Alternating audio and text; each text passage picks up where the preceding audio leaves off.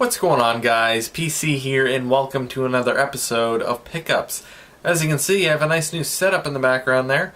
Hopefully you like that. I figured I'd show you a bit of my collection in the background instead of just sitting on a couch showing you my pickups. So hopefully you approve. But anyway, I've picked up quite a few games over the last few months or so, including a ton of Dreamcast games and a few games for other various systems as well, most of which I actually picked up at the end of last month, so that's why I haven't done a pickups video in a while. I didn't really pick up much before that. But anyway, let's start off with the first game, and this is the only N64 game I've picked up, and that is Star Wars Rogue Squadron. This is a fun game. If you like Star Wars games or flight combat games, this is really fun. Definitely check it out. I picked this up for $2.56 on eBay, so pretty good deal on that. Next up, we have a Saturn game, which I got for dirt cheap on Amazon, and that is Wing Arms. This is a flight combat game, which is kind of arcadey, kind of a simulator, a little bit in between, but it is developed and published by Sega, so you know it's going to be good. It is a fun game, so I got it for only $1.18 on Amazon, so I'm thrilled about that. It's complete, in very good condition. Even came with a little foam insert here. The disc actually isn't in here at the moment. I think it's in my Saturn, but yeah, Wing Arms, $1.18, definitely a good deal there. Next up, I have some Commodore 64 games that I actually didn't pay anything for. I actually did a trade with a guy over at the Lemon 64 forums, which is a Commodore 64 forum, and I traded him a Commodore 64 part that he needed for these 4 games. So I think I got a pretty good deal out of it. So the first game I have here is Bazooka Bill. I have no idea what it is. Actually, all of these games I just picked completely based off of the names.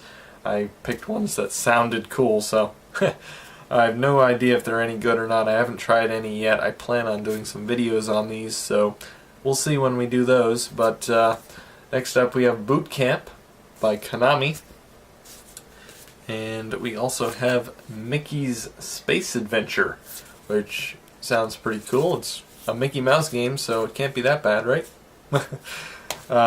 And last but not least is Labyrinth, which is actually based on the 1980s movie, which is actually one of my favorite movies of all time, so I'm really looking forward to trying this out, even though games based on movies usually are pretty crap, but hopefully this one's good, so we'll see.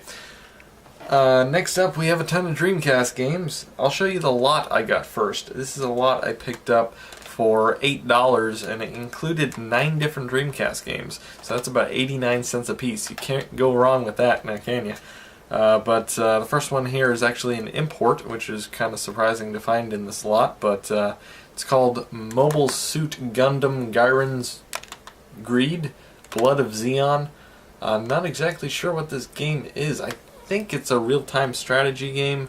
I think it said somewhere on here that it was a strategy game, but yeah, I mean, it's complete, which is nice. It does, unfortunately, the case is broken, as you can see there, but yeah, for 89 cents, hey, I'll take it. Next up, we have Jeremy McGrath Supercross 2000, which is the disc only, unfortunately. A lot of these games are missing the artwork, manual, or both, unfortunately, but for 89 cents a piece, I really can't complain. Hopefully, I'll find some of that stuff later on. But next up we have Hidden and Dangerous, disc only.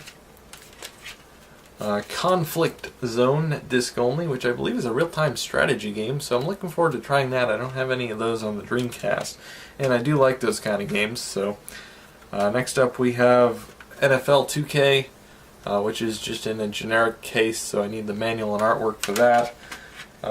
We also have NHL 2K, which came with the disc and the artwork, but no manual.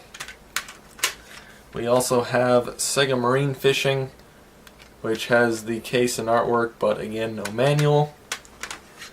This game, which I actually bought the lot mainly because of this game, because it actually sells for normally around $15 by itself, and that is Spider-Man. I think I actually played this game a while back on the PlayStation, and I remember really liking it, so I'm looking forward to trying this on the Dreamcast. It only comes with the manual and the disc. It's just in a generic case, so hopefully I can find those, but very, very cool. Next up and last in the lot is Caution Seaman, which comes with the case but no manual, so yeah, a really good deal on that lot. I'm really thrilled to get that, even though a lot of it is missing the manual and artwork, but like I said, hopefully I can track those down. But last up, we have a bunch more Dreamcast games here, most of which, well, actually all of which I got on Amazon and eBay. These first two here I got on eBay from the same seller. The first one is San Francisco Rush 2049. It's not that great a game. I really wanted to like this game because the premise is really cool. It's a futuristic racing game, but it just feels like a budget game to me, unfortunately, and it's just not that great.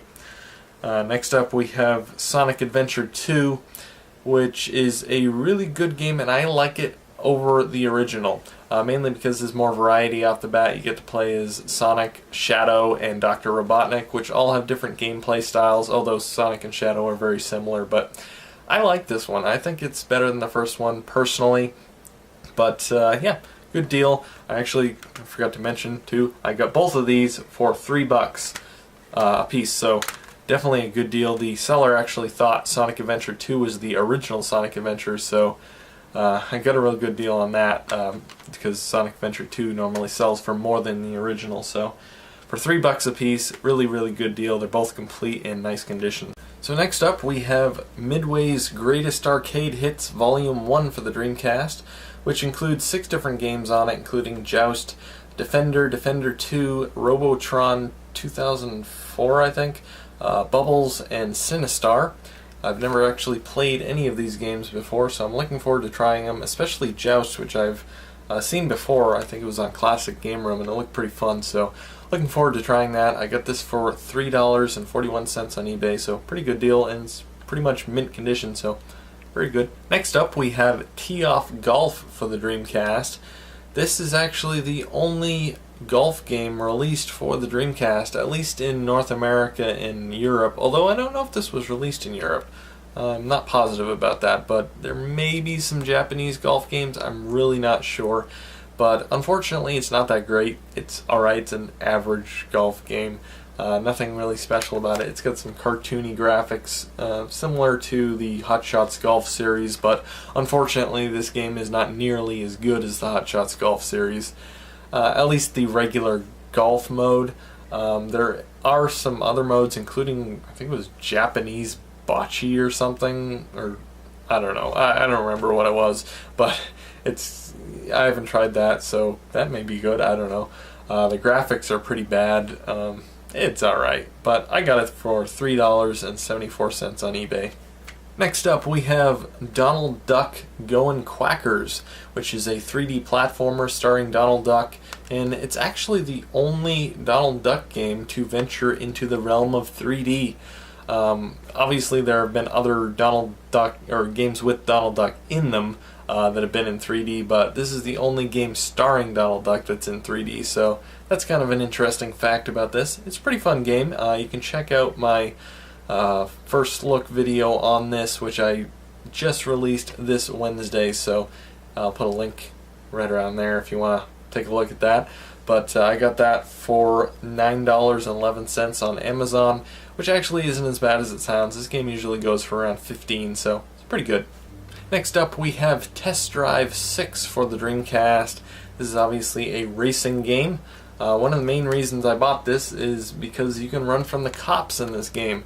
And I'm a big fan of the Need for Speed series, which is not on the Dreamcast, so I'm hoping this is just as fun. The reviews are kind of mixed on it, so I'm hoping it's pretty good, but we'll see.